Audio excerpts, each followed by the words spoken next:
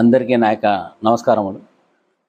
ఈ దినము మీడియా ముందు రావడానికి కారణాలు, నా పేరు సయ్యద్ అఫ్సర్ బాషా, కర్నూలు డిస్టిక్ పార్లమెంట్ మైనార్టీ ప్రెసిడెంట్గా సయ్యద్ అఫ్సర్ బాషా మాట్లాడుతున్నాను. ఈ దినము మన ప్రభుత్వం వచ్చి దగ్గర టీడీపీ గవర్నమెంట్ వచ్చి నెల అవుతా ఉంది. ఈ నెలలో మన ముఖ్యమంత్రి గారు చాలా మంచి వ్యక్తి, చాలా ప్రజాభిమాని, ప్రజల గురించి ఆలోచించే వ్యక్తి, అనుభవం ఉన్న వ్యక్తి. ఈయన గురించి మనం ఎంత చెప్పినా తక్కువే.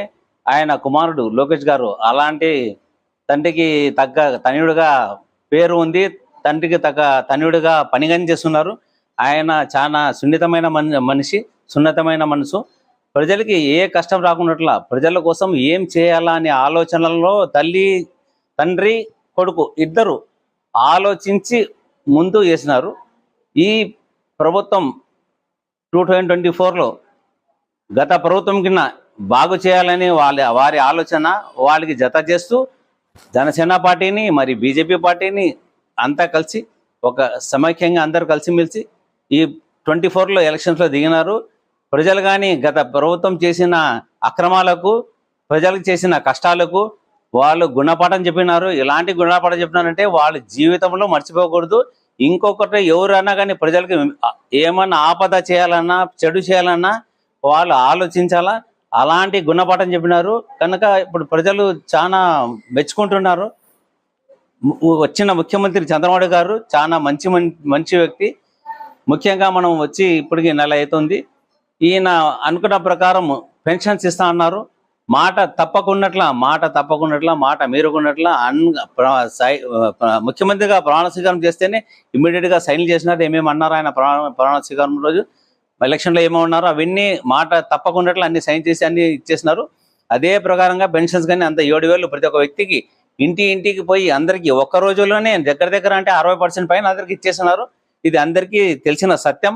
దీని గురించి మనం అసత్యం ఏం చెప్పడం లేదు, నిజమైన సత్యం కనుక అందరూ గ్రహించినారు, తెలుసు కనుక మీరు ముఖ్యంగా దీన్ని ఆలోచించాల్సింది ఏమంటే ఇప్పుడున్న ప్రభుత్వంలో ప్రజలు చాలా సంతోషంగా ఉన్నారు. ఎంత సంతోషంగా ఉన్నారంటే గత 5 ఏళ్ళు అనుభవించిన బాధ ఈ 25 రోజుల్లో వాళ్ళకి అంత ఆనందాన్ని ఇచ్చింది. ప్రతి ఒక్క మాట కానీ, మాట తీరు కానీ, ముఖ్యమంత్రి పని కానీ, ఆయన ముఖ్యమంత్రిగా ఉండి ప్రజల్లో పోతూ ఎక్కడ ఏ పని ఉన్నా అక్కడ పోయి ఆయన స్వయాన పోయి చేసి వస్తున్నారు. ఇది గమనిస్తున్నారు, ప్రజలు తిరుగుతున్నారు.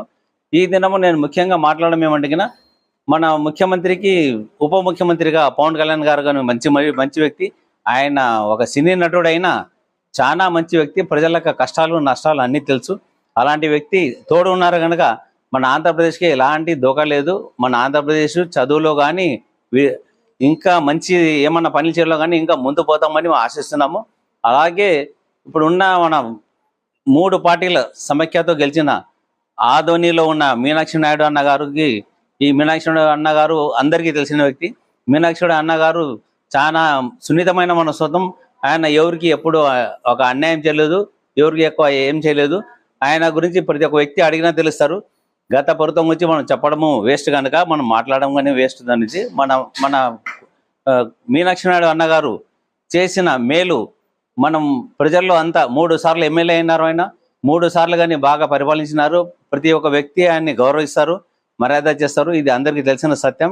ముఖ్యంగా ఇదేం చెప్పడం ఏమంటే మన కొత్తగా వచ్చిన పార్థసారథి ఎమ్మెల్యే గారు గెలిచి వచ్చినారు. ఆ గెలిచడానికి మన నాయకుడు మా ఇన్ఛార్జి మీనాక్షి నాయుడు గారు చాలా కృషి చేసినారు. ముఖ్యమంత్రి చంద్రబాబు గారు ఇచ్చిన మాట ప్రకారము మరి బీజేపీ పార్టీని గెలిపించి తీరుతానని చెప్పిన దీని ప్రకారము ముఖ్య నాయకుడైన మీనాక్షి నాయుడు గారు ఆయన్ని మైనార్టీ నాయకులు, ఇతర బీసీ, ఎస్సీ, ఎస్టీ అన్ని కులాలను కలుపుకొని అందరి తోడుతో అందరిని తీసుకొని వెంటకి తీసుకొని ప్రతి ఒక్క గేరికి వీధికి ఊరికి పోయి మంచి మెజార్టీతో గెలిపించినారు. ఇది ప్రజలు ఎరిగిన సత్యం. దీని గురించి ఎవరు లేదు అనడానికి లేదు. దీనికి యొక్క మంచి తనానికి ఒక సారథిగా పార్థసారథి ఉన్నారు. పార్థసారథి గారు కానీ ఆయన ఎంత మంచి వ్యక్తి అంటే ఆయన ఎక్కడ పోయినా ఏం పోయినా నేను సంపాదన కోసం రాలేదు, నాకు అలాంటి ఆలోచన లేవు. నేను ఏం చేసినా ప్రజల మేలు, ప్రజల మంచి చేయాలని వచ్చినాను. ప్రజలకి అభివృద్ధి చేయాలా, ఆదని అభివృద్ధి చేయాలా, నేను అభివృద్ధికి ఏం కావాలన్నా తోడ్పాటు ఉంటాను. మీకోసం ఎప్పుడు 24 గంటలు మీకోసం రెడీగా ఉంటాను. మీరు నా ఆఫీస్కి వస్తే ఎవరికి లేట్ కాకుండా నేను అందరితో కలుస్తాను. ఎవరు నా దగ్గర నిలబడాల్సిన పని లేదన్నా అంత మంచి వ్యక్తి మనం చూడలేదు కనుక అందరూ అనుకున్నారు కొత్త ఎమ్మెల్యే వస్తే ఎట్లా ఉంటారో అని. ఆదోనికి ఒక మంచి ఎమ్మెల్యే వచ్చినారని గుర్తింపు వచ్చింది. పార్థసారథి గారు కానీ చాలా మంచి వ్యక్తి. దానికి తోడు నాయుడు గారు ఉన్నారు కనుక ఇంకా మంచి జరుగుతుంది. దానికి తోడు మళ్ళీ పార్టీ జనసేన పార్టీ కానీ ఉంది, ఇంకా బాగుంది. అందరు కలిసి మంచి చేస్తున్నారు.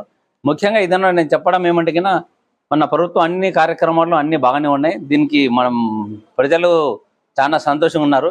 ముఖ్యంగా ఈ దినము ఇప్పుడు నా యొక్క చిన్న రిక్వెస్ట్గా అంటున్నాను, మన ముఖ్యమంత్రి చంద్రబాబు గారికి నేను కోరుకునేది ఏమంటే కినా మా తెలుగుదేశం పార్టీ యొక్క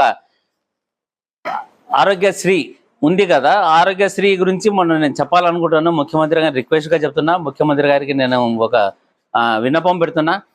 ప్రజల సొమ్ముతో మనమంతా ఆరోగ్యశ్రీ పెడుతున్నాం, ప్రజల సొమ్ముతో మంచి కార్యక్రమం చేస్తున్నాం. ఈ ప్రజల సొమ్ముని మనము ప్రైవేట్ హాస్పిటల్కి ఇస్తున్నాం కాంట్రాక్ట్గా. ఆరోగ్యశ్రీ కాంట్రాక్ట్గా ఇచ్చడం నుంచి ప్రతి గవర్నమెంట్ హాస్పిటల్లో మీరు పోండి ఆరోగ్యశ్రీ పోండి రాసి పంపిస్తున్నారు. వాళ్ళు ఎందుకు రాసి పంపిస్తున్నారో ప్రజలకి ఆలోచన రావడం లేదు. ప్రజలు అడగాలంటే కానీ ఇంతవరకు లేదు. ఇప్పుడు టీడీపీ గవర్నమెంట్ వచ్చింది కనుక అడుగుతారు, కంపల్సరీ అడుగుతారు కనుక టీడీపీ గవర్నమెంట్ చేస్తుందనే ఒక నమ్మకము ధైర్యం ఉంది కనుక చెప్తారు. టీడీపీ గవర్నమెంట్కి నేను టీడీపీ మైనార్టీ జిల్లా ప్రెసిడెంట్గా ఉన్నా. అందుకోసం నేను రిక్వెస్ట్ ఏం చేస్తున్నా అంటే ముఖ్యమంత్రి గారికి, ఉప ముఖ్యమంత్రి గారికి, పవన్ కళ్యాణ్ గారికి రిక్వెస్ట్ ఏం చేస్తున్నా అంటే మన ఆరోగ్యం బాగానే ఉంది. ఇప్పుడు మనం స్కూల్లో డెవలప్మెంట్ చేస్తున్నాం, బాగా చేస్తున్నాం. పిల్లలకి స్కాలర్షిప్ ఇచ్చినాం. అమ్మబడి అంటే అమ్మబడి ముగ్గురికి ఇచ్చినాం. ఎంతమంది పిల్లలు ఉంటే అంతమందికి ఇచ్చినాం. ఇది చాలా సంతోషంగా ఉన్న ప్రజలు. దీనికి తోడు ఆరోగ్యశ్రీ యొక్క ఇది చాలా లోపాల్లో ఉంది అని నాకు తెలిసింది, నేను చెప్తున్నాను. ఆరోగ్యశ్రీ అనే కార్యక్రమానికి ఇంకా ఉన్నతంగా తీర్చిదిద్దాలని నేను ముఖ్యమంత్రి గారిని కోరుతున్నాను, ఉప ముఖ్యమంత్రి గారిని కోరుతున్నాను, మన విద్యాశాఖ మంత్రి గారిని కోరుతున్నాను. ఏమిటి అంటే కన్నా ఆరోగ్యశ్రీలో లోపాలు ఉన్నాయి. ఏమంటే ప్రతి గవర్నమెంట్ స్కూల్లో పోతే ఆరోగ్యశ్రీ పోనీ అంటున్నారు. ఆరోగ్యశ్రీ గవర్నమెంట్ ప్రైవేటు పెద్ద పెద్ద హాస్పిటల్కి ఇచ్చినారు. ఈ వేరే కనెక్షన్స్ పోయిన గవర్నమెంట్లో ఎమ్మెల్యేలతో సంబంధం ఉన్న ఆసుపత్రికి ఇచ్చినారు ఆరోగ్యశ్రీ. కనుక వాళ్ళు డబ్బులు సంపాదించుకుంటున్నారని ప్రజల యొక్క ఇది విన్నపం. ప్రజలు ఏమంటే ఈ ఇచ్చిన కోసం ఆ డబ్బు అంతా వాళ్ళు బిల్ చేసి డబ్బు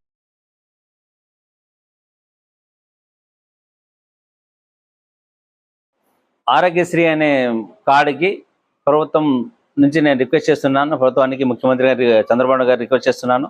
ఏమిటంటే ఆరోగ్యశ్రీ కార్డుని ప్రైవేట్ హాస్పిటల్ పంపించుకున్నట్ల ఇప్పుడు గవర్నమెంట్ స్కూల్స్ ఉన్నాయి కదా, అట్లా లేకున్నట్ల గురుకుల పాఠశాల నుంచి మోడల్ స్కూల్స్ ఉన్నాయి. ఎట్లా మోడల్ స్కూల్స్ తీసినారో అట్లా హాస్పిటల్స్ అయితే గవర్నమెంట్ హాస్పిటల్ కాకుండా మోడల్ హాస్పిటల్ తీసి మోడల్ హాస్పిటల్లో డాక్టర్ల యొక్క వాళ్ళ మన సదుపాయాలు తీసుకొని వాళ్ళ యొక్క సర్వీస్ తీసుకొని మోడల్ స్కూల్ ఎలా ఉందో మోడల్ హాస్పిటల్ తీస్తే ప్రజలకి ఎంతో ఉపయోగకరంగా ఉంటుందని, ప్రజలకి సేవ్ అవుతుందని, వాళ్ళకి ఆరోగ్యాలకు బాగా చేస్తారని. ఈ ప్రైవేట్ హాస్పిటల్ పంపిస్తే ప్రైవేట్ వాళ్ళంతా డబ్బులు సంపాదించుకోవడానికి గవర్నమెంట్ నుంచి డబ్బులు సూచిస్తున్నా కానీ ప్రజలకి మేలు చేయడం లేదని నాకు తెలిసినంత ప్రజలు చెప్పిన దాని గురించి తెలిసింది. నేను చెప్పుకునే రిక్వెస్ట్ ఏమంటే కన్నా మోడల్ హాస్పిటల్స్ తీస్తే మనకి ప్రజలకి మనం సేవ చేసే కార్యక్రమానికి ముందు పోయినట్లు ఉంటుంది. మా టీడీపీ ప్రభుత్వం మళ్ళీ ఒక చరిత్రలో రాసుకోబోతుంది. చరిత్రలో రాసుకోదగ్గ విషయం ఇది. ఆరోగ్యశ్రీని మోడల్ హాస్పిటల్గా తీస్తే ఈ చరిత్ర ఎక్కడ ఏ స్టేట్లో కానీ ఎక్కడ కానీ లేదు కనుక మన ఆంధ్రప్రదేశ్లో చేయాలని నేను కోరుకుంటున్నాను. ముఖ్యమంత్రి గారి విన్నపము, ఉప ముఖ్యమంత్రి గారికి విన్నపము, అలాగే మన మెడికల్